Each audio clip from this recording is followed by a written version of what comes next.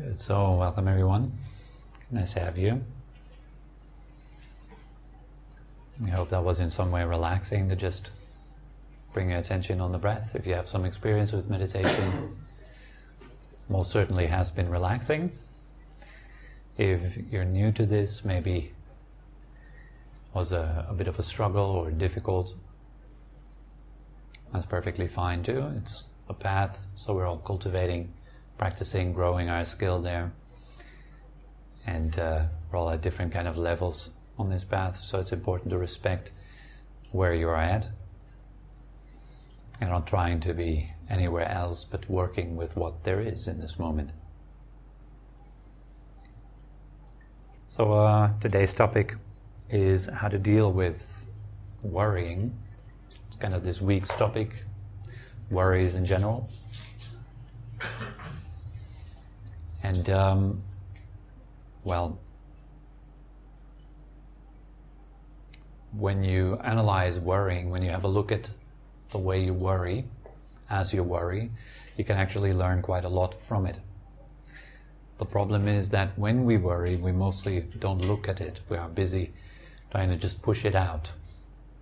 We want to get rid of the feeling, we want to get rid of the thoughts that accompany the worrying. The feelings and the thoughts, they often enhance one another. So that the feelings that you have, they produce a certain type of thought, a thought cluster, which then leads to more of the same kind of feeling. All in all, an unpleasant sensation, an unpleasant pattern. So the first instinct when you feel something that is unpleasant is to get rid of it. You're resisting it, you're craving for its non-existence. Right? And it's something that we all experience. There is an unpleasant sensation in the body. How do I get rid of it? So when you notice that the talk is called How to Deal with Worries, maybe that's what you're expecting. Some fancy technique that helps you to get rid of worrying. And that's part of the talk. Right? This is okay also to get rid of worrying. But we need to know how to do that. And to just approach it with an attitude of, get out of here. It doesn't work. Just fighting against it doesn't work. It gives you this kind of energetic sensation of being trapped or spinning around yourself. You kind of can't get that topic out of your head.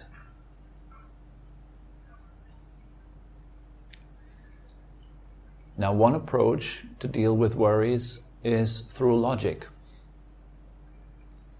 Using the thinking mind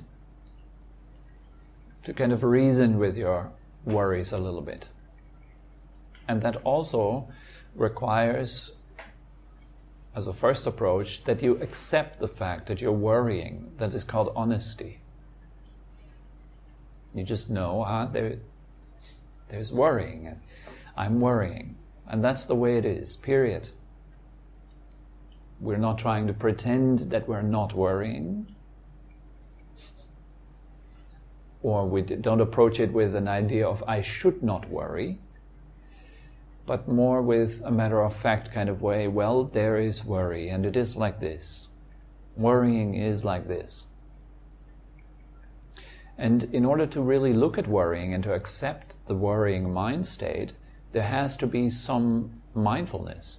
There has to be a basic skill of sustaining your attention for long enough so you can understand it. And as it is for most of us, our attention span is incredibly short. You might have noticed in the meditation practice that your mind is a bit like a ping pong ball. It's just going from sense, to thought, to emotion, just wandering a lot, moving around a lot. The way I perceive it is almost a bit like a wind that is going on in the body. some sort of storm sometimes even, like a whirlwind. A lot of thinking, a lot of emotions, a lot of attention racing from object to object. So that has to be tamed to some degree if you want to use your mind to understand something. If the mind cannot be still enough, you cannot understand what you're looking at. You'll be seeing that, that there's worrying. You might be having enough mindfulness to recognize that you're worrying. That's already good. That's a start. I'm worrying right now. And then there's a tendency to immediately again get lost in the thought stream of worrying that goes along with it. And you immediately find yourself as the worrying thinker again. And so it might be a back and forth in the beginning, just getting lost, feeling as the thinker, the worrier, to a sort of short moment of mindfulness of worrying, an awareness of worrying. There it is, there, the worrying is going on. So in the beginning, as your mindfulness is still weak, then it is a good idea to, after having accepted it, of course, to maybe reason with it a little bit. Most worries are concerned with the future, for example. And the future is something that is not certain. And the future is also something that arises out of the present moment.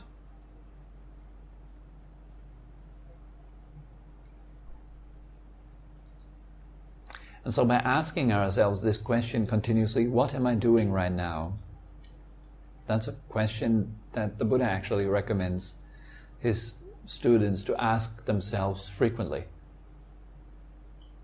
Days and nights fly by, fly by. What am I doing right now? It's a very important question to ask. Because what you are doing right now is producing results. Every single time, without failure. And what you're doing is not only just concerned with the physical actions of your body, but also the verbal actions, what you are talking with your mouth and inside of your mind, and what you're thinking also, body, speech, and mind, these three. They are kind of the doors of action. If you translate action into the old world, then you have karma, the doors of karma.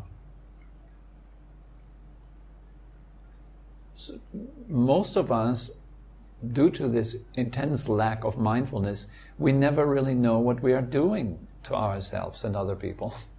We're unaware of it most of the time. So we can spend 90 minutes or 120 minutes in a cinema not knowing that we watch a movie, because we're totally lost in the action of the movie. But there is no knowledge whatsoever that there is a watcher there. The watcher is completely forgotten in that time. There's no knowledge even sometimes that you're sitting in an armchair in a room together with other people. It's completely gone, that knowledge. There's no mindfulness of your actual situation because your mind is pulled into the movie. Right? In a similar way, your mind can be pulled into the worrying thought stream, taking it as something very real, very solid, very heavy, taking it as a self even. This is me who is worrying right now. So you're unable to see it as an object for long enough.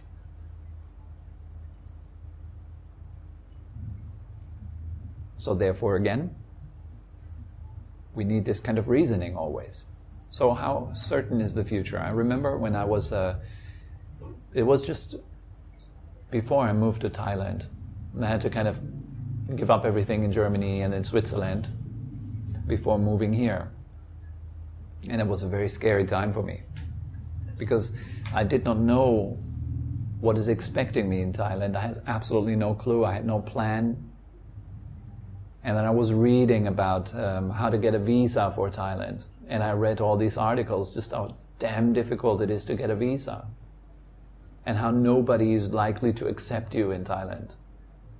And how Thais in general hate the foreigners. And all these kind of rubbish articles that I read. And my head was so full of this. Like that not hate foreigners, but that foreigners are very often abused in Thailand. Right? They're just seen as an ATM and all that kind of stuff. And you know, the Thai women love to abuse their foreigner husbands and then take all their money away from them and then leave them on the street, and then they get jailed and they get drunk, and then in jail they get infected with HIV and then they have no health insurance, and I saw it all coming, and I was visualizing myself in all these situations, and I went through hell. It was just absolutely horrible. I was really scared. In that moment now, maybe it's funny that I'm talking about it, but in that moment it was dead serious for me. So I was worrying, what is it that is going to happen to me? What will happen to me? I didn't know. Right? And most worries are like that. You just don't know and it's freaking you out. What will happen to me? There is this inner control freak, right? That wants to be in control, and it's hard to control the future because you don't know what's going to happen. The only thing you can actually control is the present moment. And that only if you have enough mindfulness. Otherwise, the present moment controls you pretty much.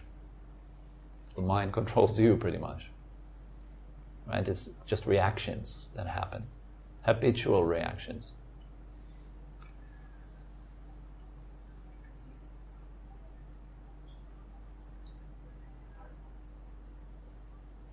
So reason a little bit with your worries. For example, tell your worrying mind that, you know, the future is uncertain. And of course, your worrying mind will not believe that. It will say, no, it's absolutely certain. You will be jailed, you will get infected with HIV, and you will be beaten to death by Thai cops in prison. Absolutely. I just read it. I read it on the internet.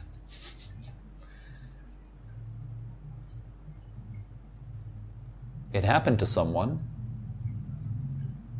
So then reason further, well, does that mean it's definitely going to happen to you also?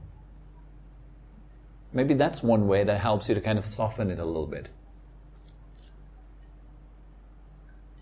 Another way, maybe a bit more radical, you can say, well, the only thing that is certain about the future is that I'm going to die. Am I okay with that?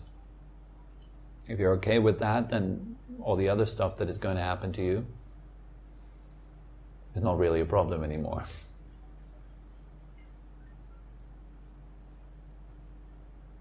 Simple question, are you ready to die right now? If death came into this room and just dragged you out by your feet, would it be okay? Are you done? Are you resting already? And if you're not okay yet, and if you're honest enough, then that would be the case. Then there is work to be done. And it starts with this worrying mind stream that is right here, right now. That's the work that we do, right? We are working right with what is. And if the condition right now is worrying, then you could use reasoning in many different ways. There's this good and bad who knows story, right? Many of you know that story already, of the horse farmer that has his son, and then the best horse escapes, and all the villagers say, oh my God, that's really bad news, your best horse escaped. And the old man says, well, bad, good, who knows? After a week, the horse comes back out of the forest, runs back into the corral, and 8 wild horses are following it. And all the villagers are like, wow, fantastic. Who would have known that you get 8 new horses because the other one escaped? That's fantastic. You're so fortunate. It's so good. The old man says, well, good, bad. Who knows? A week later, try to tame the horse, and the son gets kicked into the lower back. He's paralyzed. He will never walk again. And the villagers all come together and say, well, that's really bad. The old man says, well, bad, good, who knows?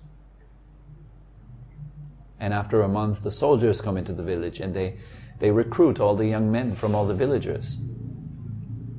So all the villagers are losing their sons to war, except for the old man. He can keep his son. And so all the villagers come again and say, wow, you know how lucky you are. We just lost our son to war. It's so much better that you can stay with your son. Who would have known? And you guess it already. Old man's answer is, well, good, bad, who knows? And you can really go into this story ad infinitum. You can just keep going. Good, bad, who knows? That's a reasoning, or it's a story that you can present to your worries. Really, do you know whether it's going to be good or bad? Most likely it will have both elements that are acting interchanging, like one is leading to the other. The good things are leading to the bad things. The bad things are leading to the good things again. This is life, isn't it?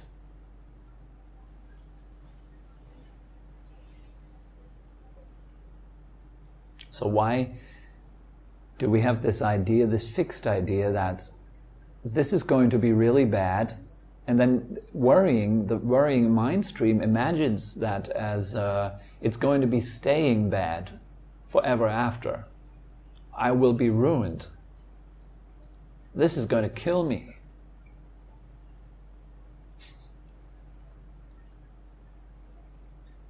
And then a few months later you're laughing about it. And you say, well, I have learned a great deal. It was amazing.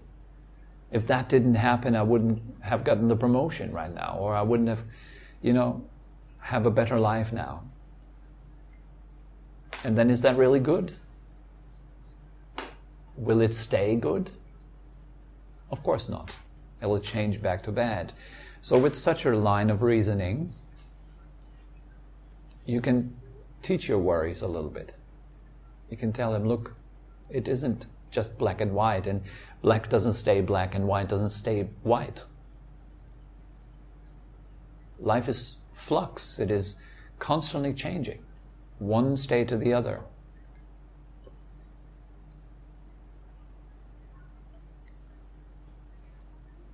And the worrying simply assumes this kind of irrational idea that it's going to be bad forever after. And the more you think, the more you believe in this kind of thought, the worse it will hit you on the level of feeling. You'll feel great distress. This is the end. I'm going insane. Whatever is coming into your mind, just wait it out. And learn that, no, it's not the end. It's just another thing. It's just another thing. It requires some trust.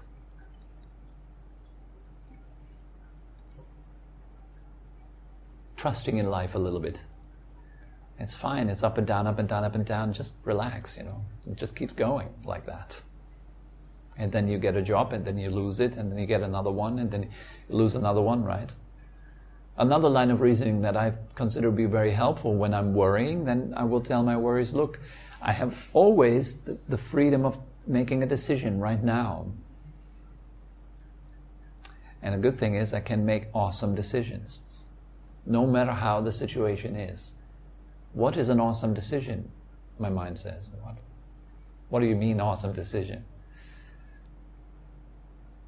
Well, do something motivated by kindness. Make a decision to generate kindness, or more compassion, more understanding for other people's suffering. Or use that situation to clearly understand how you make yourself suffering all the time. How you make yourself suffer, How you keep doing it to yourself. Creating pain over and over, so unnecessary. Well, use the situation to reflect on that. That's a decision you can make. Worrying can also give rise to the ability to transcend worrying and then to help other people with the same thing. to help them to transcend worrying, make their life a bit better, because you could make yours better.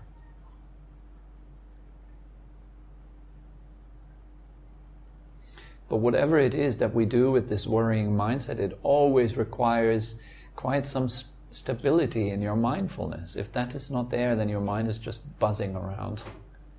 It's not really usable. It's not a tool yet. You can't really work with a mind that is just... It's like if you go into a jungle and you find a monkey and you tell the monkey, go get me a coconut. The monkey won't understand you, first of all, and he doesn't care what you're telling him. Because it's an untrained monkey, right? Because in Thailand they use the monkeys to go up on the coconut palms and get the coconuts down there. And those are monkeys that live with their owners from the very beginning. And they learn and train with them together. Like we have dogs in the West, right? They're coconut monkeys. And if they're well trained, they get all the coconuts down from the trees, from the palms. This is a potential that you have. You could have a mind that is so well trained that no matter the situation, you can make the best out of it. If you find yourself worrying, if that is an unskillful mindset that has arisen, then it's easy for you to overcome it, because your mind is in a way flexible. You can either move around it with reasoning, you can apply an antidote, you can be kind to the worrying if your mind has enough kindness power. You can be even kind to your worrying mind. You can receive it like a little child that worries, and it will immediately calm down because you're just kind to it. You can completely transcend it, you can look through it, you can look into its center and you find nothing there. That requires a very high level of skill, a great level of alertness, great level of mindfulness. That needs practice. And then in the beginning it will be so often the case that worries will overrun you completely. That's another opportunity. You can learn when you fall down that you can always stand up again. It makes you stronger each time. That you can make a choice not to give up, but to keep on doing the good work, because kind of what other option do we have? Just being defeated by your own mind, is that an option really?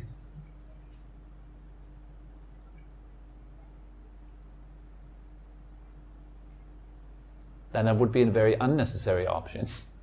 And it would probably not an option that we consciously choose. All right, I'm going to be defeated by my own mind then. Yeah, I might take that back, because actually sometimes you might even choose that in meditation practice. You can say, well, right, then defeat me then. And then you see that, oh, nothing happens.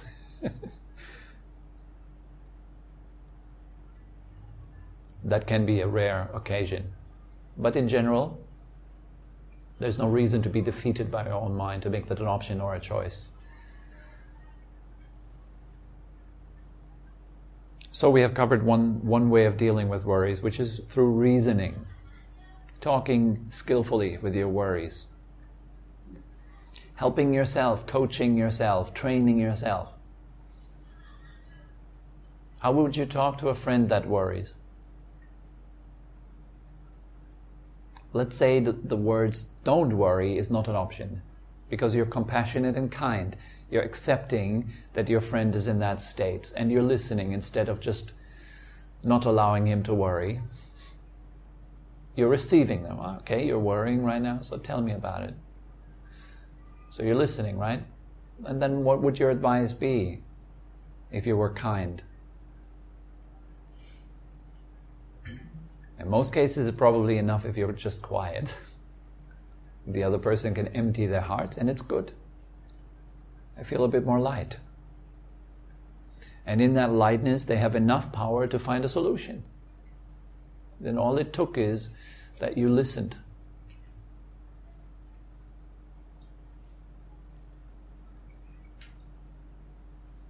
So you can do that even to yourself, actually.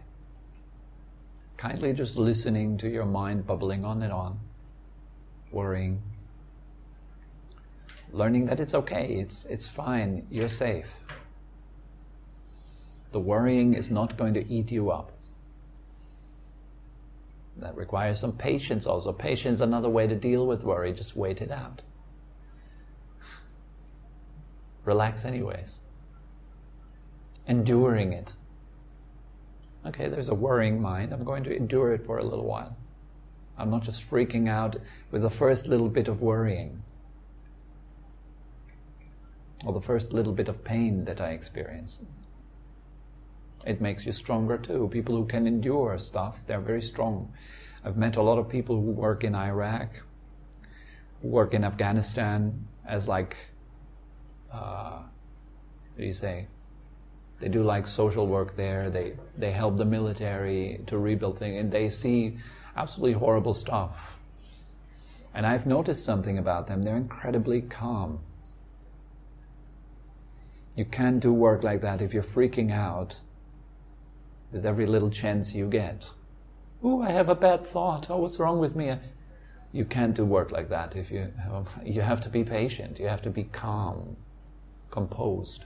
That is a skill you can learn based on your own worrying. Not to just freak out with every little worry you have, but to learn to kind of have the upper hand a little bit.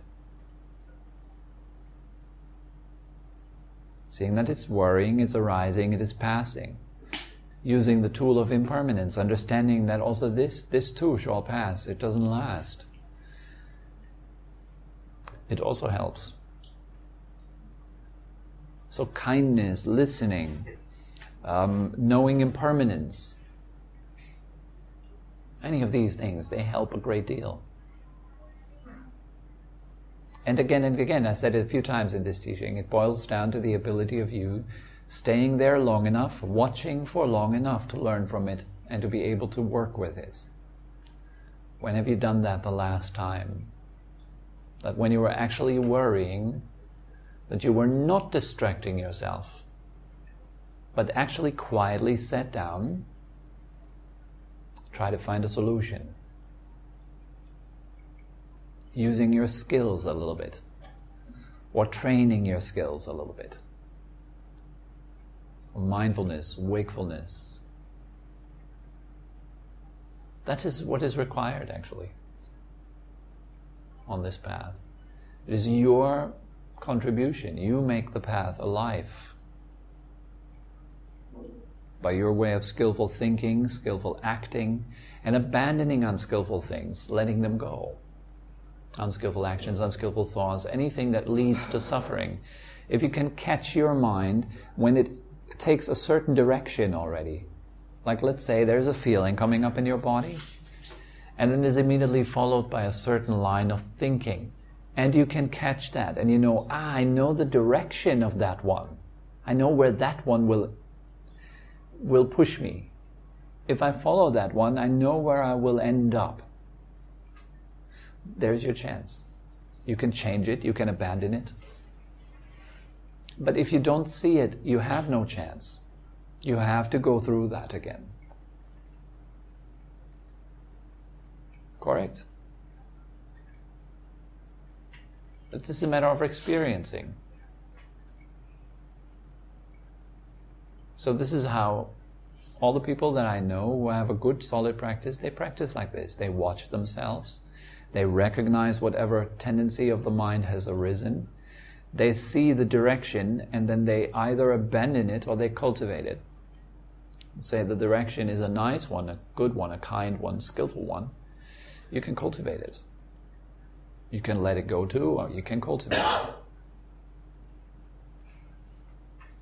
Gratitude, kindness, compassion, joy, equanimity. You can cultivate those qualities.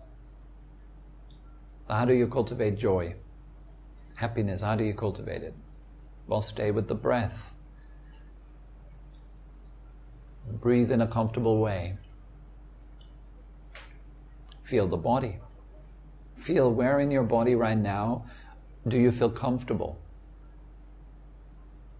See, it's a simple shift of attention that it takes from a mind that is habitually focusing on problems to a mind that is training to find solutions. Where in your body are you feeling comfortable right now?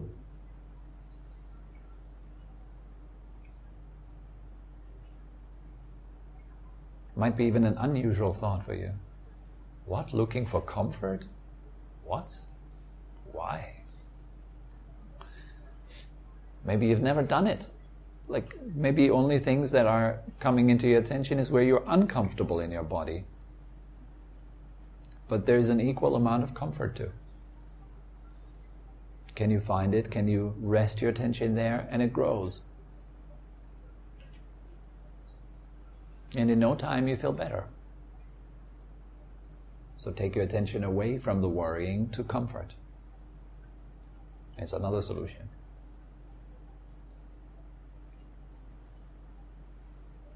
And then you want to come up with your own solutions also. As your mindfulness grows, your understanding of worrying grows, you will find your own ways of dealing with it properly, letting go of it, transforming it into some good quality, playing with it, analyzing it, understanding it. That is then up to you. That's the work that you need to do. Nobody can do it for you. All right? So this is all that comes to mind about how to deal with worrying for today.